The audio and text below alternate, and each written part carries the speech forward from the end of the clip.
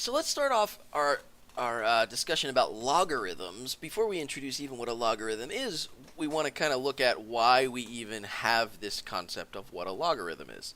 And so we're going to start off by just answering some simple questions. If I say 10 is being raised to the x power, and the answer is 100, what is the value of x? It's pretty easy to look at this one and say, oh, well, you obviously did 10 to the second power, right? 10 to the second power is 10 times 10, and that equals 100, and that means x is equal to 2. Right? Even something like this where I'm saying, oh, you turned it into a 1. Well, 10 to the 0 power is equal to 1 because everything to the 0 power equals 1. So x is 0. So these are pretty easy to just kind of stare at it and be able to say what the value of x is.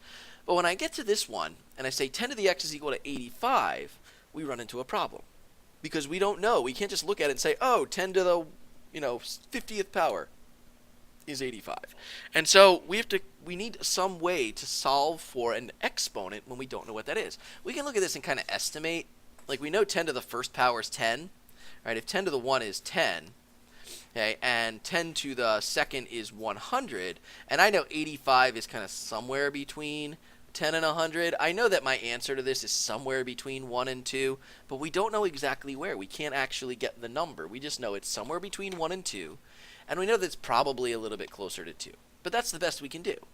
And so logarithms exist so that we can answer this question and we can solve an equation for an exponent, which we, right now, looking at this, we don't know how to do. So the first thing we need to talk about is how do I take an exponential function that looks like this and convert it into a logarithm problem, which is going to help us to solve for those missing values. And here's how you do it. Okay, logarithms are used to find missing exponents in an exponential function. So the switch that we're going to make is our exponentials look like base being raised to the power, and that equals some outputs. And that's like our example where we said 10 to the second power equals 100. Right, the base was 10, my exponent was 2, the output value is 100. Right, so we're going to switch just the places of some of these things around and introduce this new concept of log. And you can see my animation down here is doing that for us. It's starting us off, right, with an exponential function, and it's switching some parts around, and then we're able to answer the question. So for our example here, if I can make the animation go away, right, make the animation go away. We'll place it over here. Right? I can take my 10 to the second and I can say, okay, the exponent was 2. That is now the answer. That is like, it's not an exponent anymore. That's the answer to the problem. My log is just log. That is saying that's the function we're using. The base is still the base, which for us was 10. And the output from the original function, kind of the answer to the exponential function, goes next to the log. And so this says log base 10 of 100 is equal to 2. Or another way of saying this is 10 to what power gives me 100, which is the same thing that we said over here. 10 to what power gives me 100, but I'm writing it in a log form, right? So here's another example. 5 to the second power equals 25. I'm going to say log, the base is 5.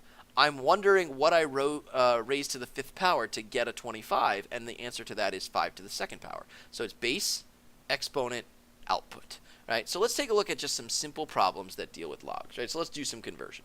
So 10 to the third power, if I'm trying to put this in log form, I'm going to say, okay, log, the base goes right after that, 10, okay?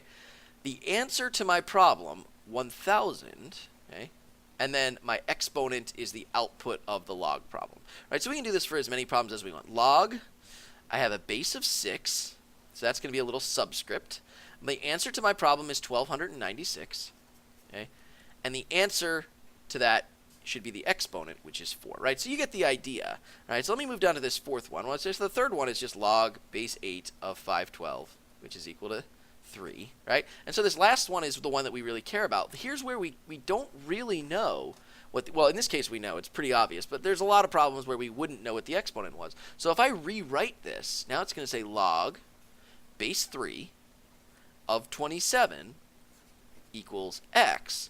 And so if there was some way, which we're going to get to this eventually, that I could type into a calculator or do a calculation and find a value that represents the log base 3 of 27, it's going to tell me what the exponent was, and that's what we're trying to get to, right? So we're going to eventually see some problems that look like that, right? And so I can do the opposite. I can be given a log problem like log base 2 of 8 is equal to 3, and I can convert it back into exponential form. So again, this is my base, and this is my exponent. So if they're asking for exponential form, I'm going to say 2 to the third power equals 8. Okay? I can say 10 is my base, to the second power, that's my exponent, equals 100.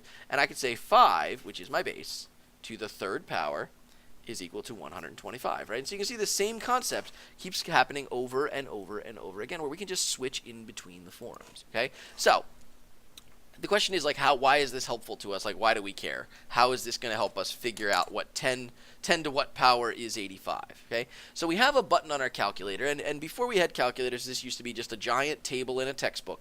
But fortunately for us, we have calculators that have a log button on it. So you can take a look at my calculator, and you can see it's in the bottom corner here. This button right here just says log.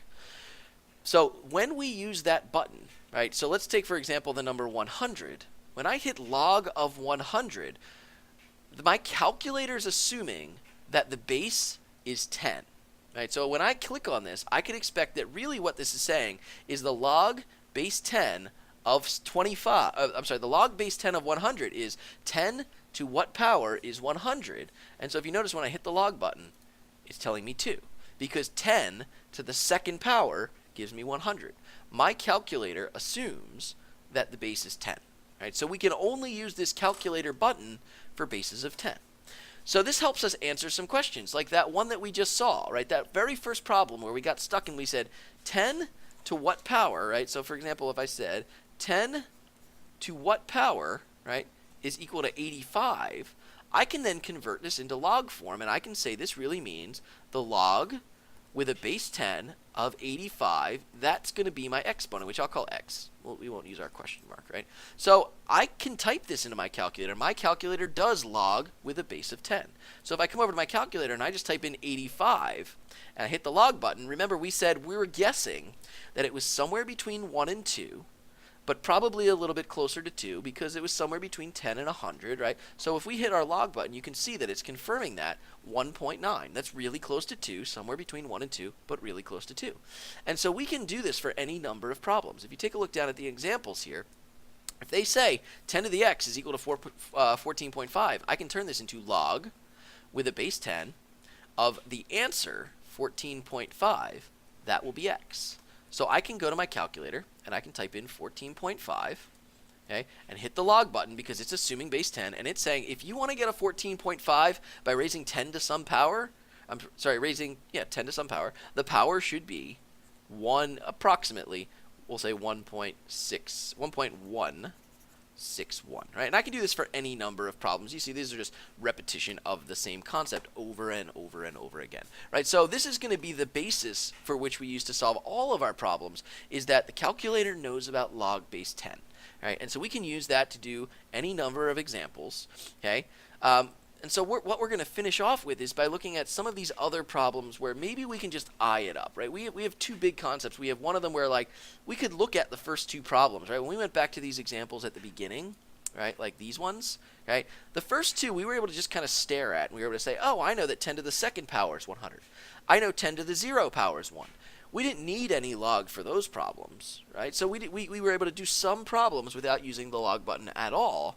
And then we had this third one, and that was the issue, right? So the first, this stuff right here about using the calculator, that's going to help us with problems like number 3, where we have to find the log base 10 of x to get, the log base 10 of 85, right? But there are other problems where we can kind of look at this and say, all right, I can just tell you what the answer is, right? So let's just stare at this one and say again, log base 7 of 7 is going to equal x. So if we look at this in exponential form, this really means 7 to the x power, right, base of 7, there's my exponent, is equal to 7.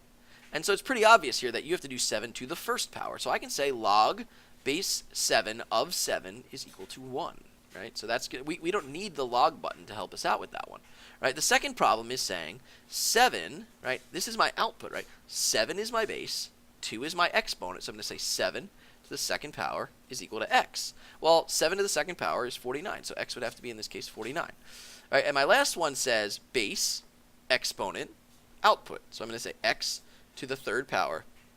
That's going to be 125. And again, so we can just kind of look at it and say, okay, what to the second power, what to the third power is equal to 125? In this case, 5 is our answer. So if I plugged in an x value of 5 and did 5 times 5 times 5, I would get my 125.